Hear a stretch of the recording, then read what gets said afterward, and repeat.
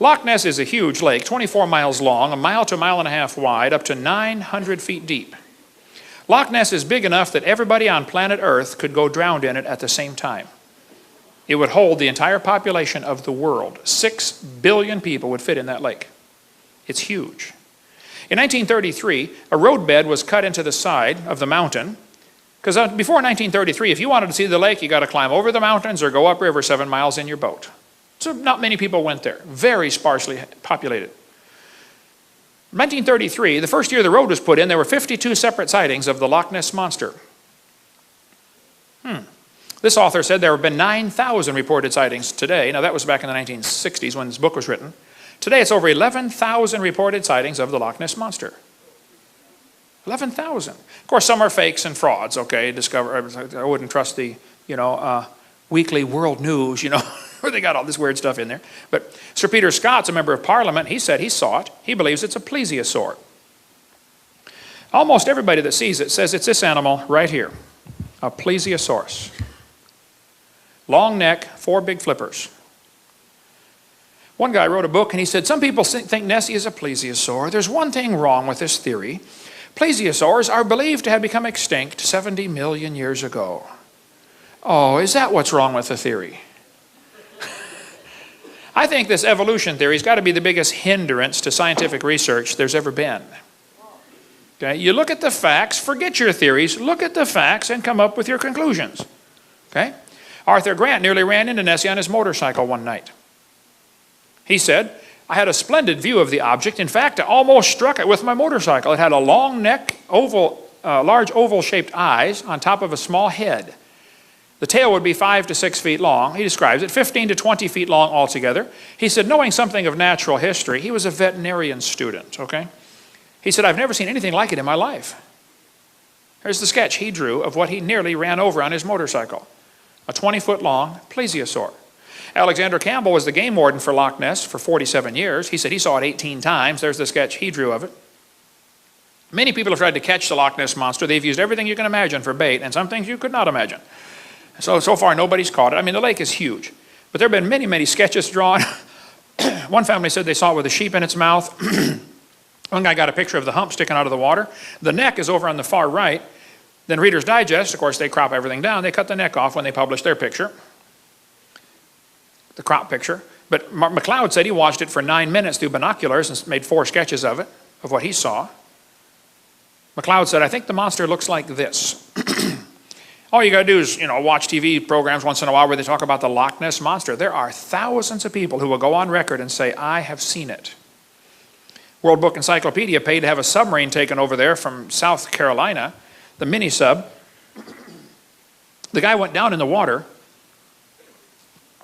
and said, that water is so black, I can't even see the front of my own boat. Loch Ness is like a giant mud puddle. You go down in there just a few feet, visibility is 0. You can't see a thing. Japanese put 24 boats, went all the way down the lake and reported, they scanned the bottom with sonar, and said, man, this is a deep lake, and it's wrinkled up like a raisin.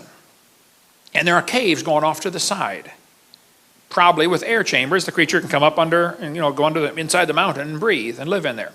One guy got a picture of diamond-shaped flipper underwater. Again, they thought it was a plesiosaur. Reader's Digest published this picture, and back in '78, pictures right there on the floor, about Nessie with its mouth open. We can go all day about Loch Ness Monster, but they said this photograph was a fake, and it probably was, but I don't know. It's interesting, they waited till the last guy involved died to announce it's a fake. Now how do you check out the truth? But anyway, there are other lakes besides Loch Ness. There's Loch Lochy, Loch Morar. There are many other lakes reporting creatures. There's one called the Morgwar, the Cornish sea serpent by England. The English Channel has many reported sightings of a creature like this. In 1749, in England, a creature was caught resembling in some degree an alligator, but having 2 large fins. The body was covered with impenetrable scales. It had 5 rows of teeth. 1934, this thing washed up on the beach in Normandy, France.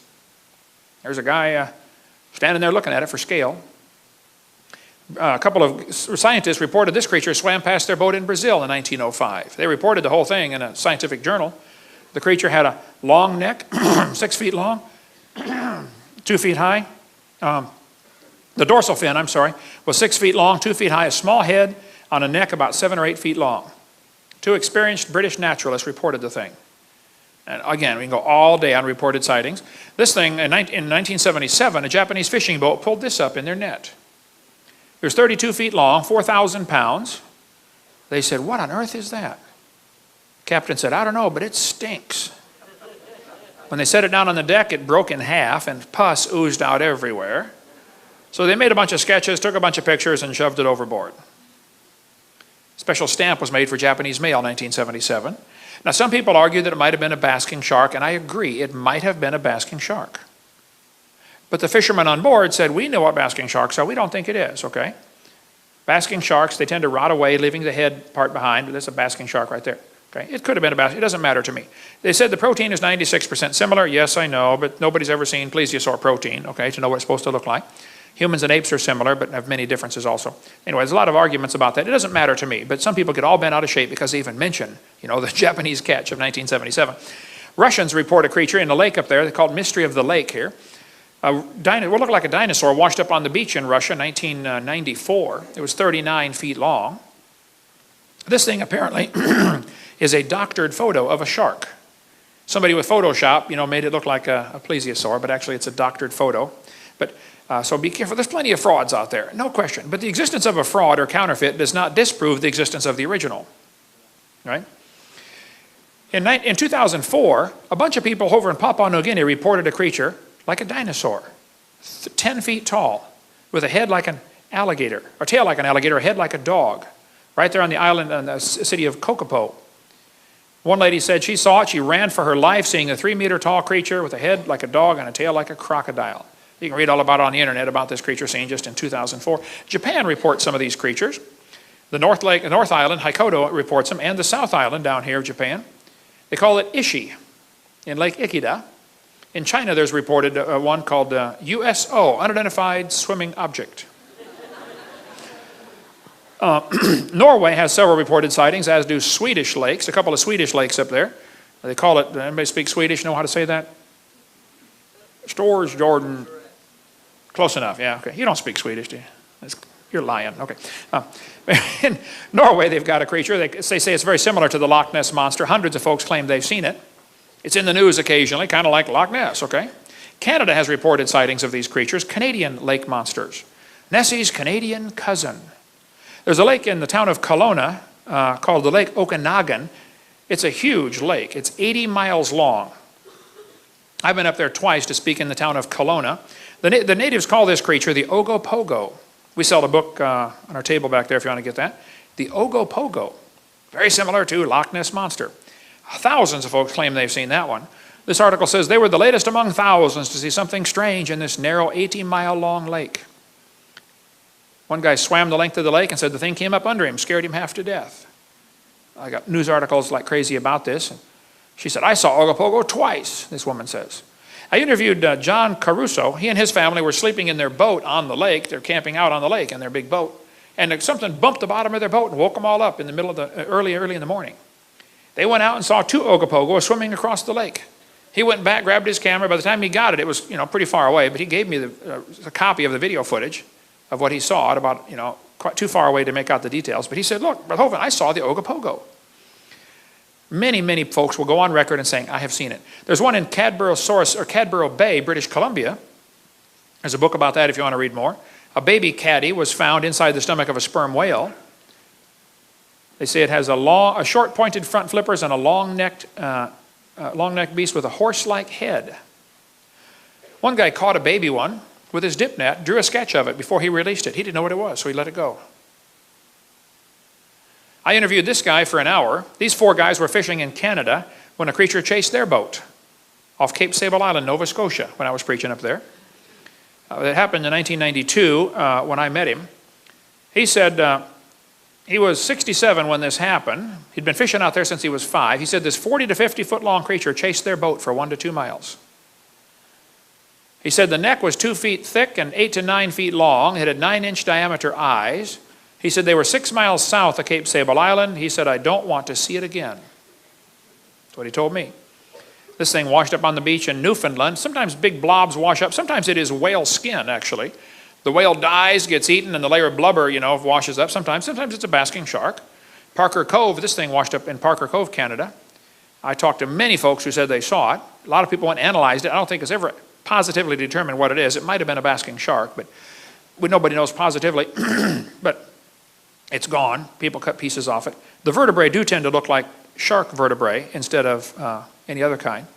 It's just interesting that stuff like this washes up on the beach. But we sell a book called Monster about North American lake monsters.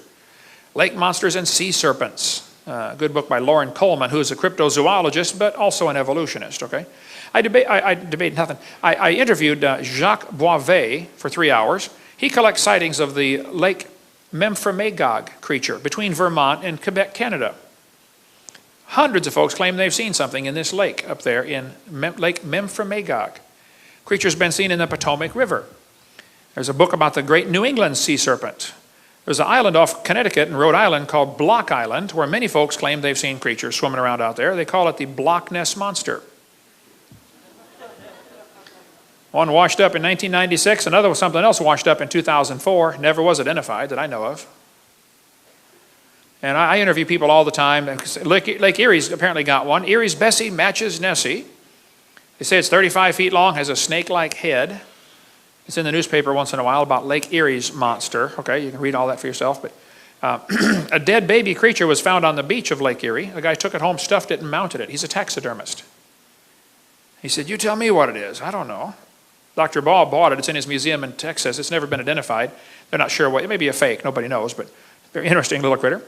I interviewed the sheriff who saw that, was the first guys to see the Scituate Harbor monster, 50 feet long when it washed up on the beach. Everybody started cutting pieces off. By the time they got the photo taken, it was pretty butchered up. Some people argued it's a basking shark. Others said it's a real sea serpent. The health department said, "We don't care. It stinks. We're getting it out of here." And so they blew it up with dynamite. California, 1925. This critter washed up on the beach. That's the head. Here's the neck going down to the right. Just the neck was 20 feet long. Everybody that examined it said it was a plesiosaurus. 20-foot neck. One atheist wrote me a letter and said, "Hovind, you're so stupid." He said, "Don't you know that was a whale?" I said, "Now just exactly where is the neck on a whale?" "Ought to be between the head and the flippers."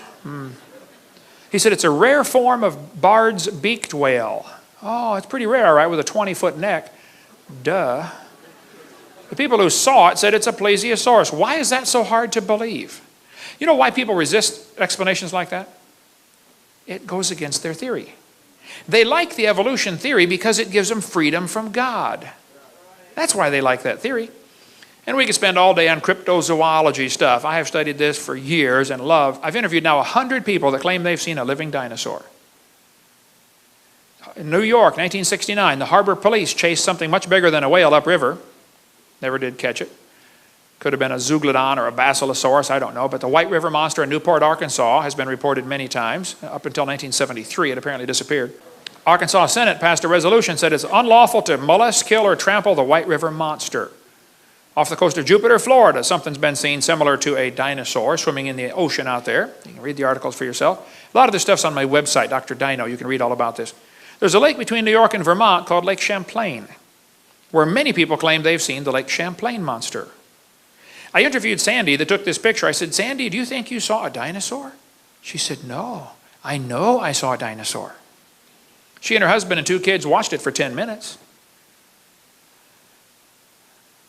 58 people on the Ethan Allen, which capsized earlier a couple months ago, some people think they all ran to one side to see something and flipped the boat over. I don't know, maybe it's just too many Twinkies, but the captain on board back in 1898 said, if you think what I saw was a fish, it weighed 3,000 to 5,000 pounds.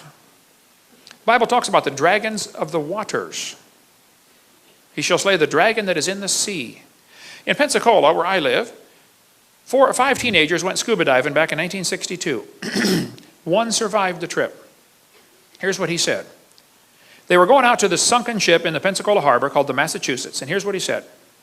I've got tons of stuff on this. He said, "We were in an Air Force rescue raft bound for a sunken ship a few miles off the coast. Midway out, we were caught in a storm and dragged out to sea. When the storm cleared, we were in a dense fog. We began to hear strange noises like the splashing of a porpoise and a sickening odor like dead fish. The noise got closer to the raft, and I heard a loud hissing sound.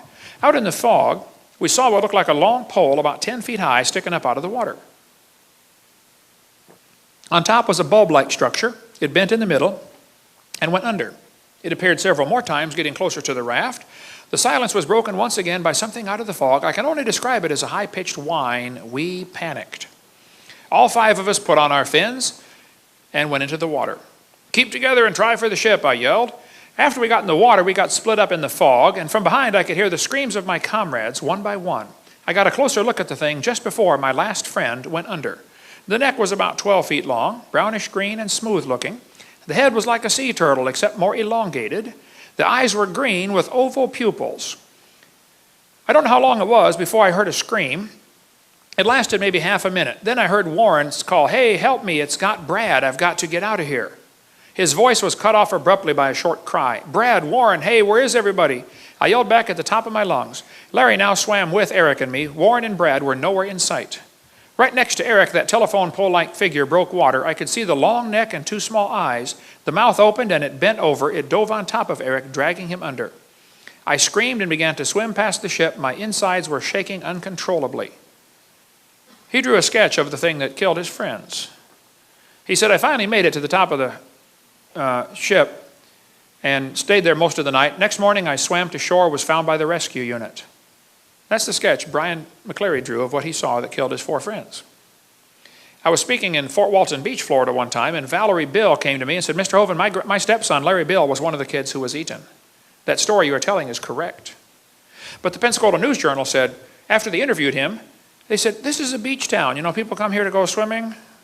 We're not going to report that your friends got eaten by a dinosaur. We're going to report that they drowned." So that's what the newspaper said. 4 teenagers drowned. Panama City, there's something seen there similar. Youth director at a Lutheran church told me his whole youth group was in the van and they saw a creature like that in Panama City Harbor. There have been many reports of dinosaurs still living.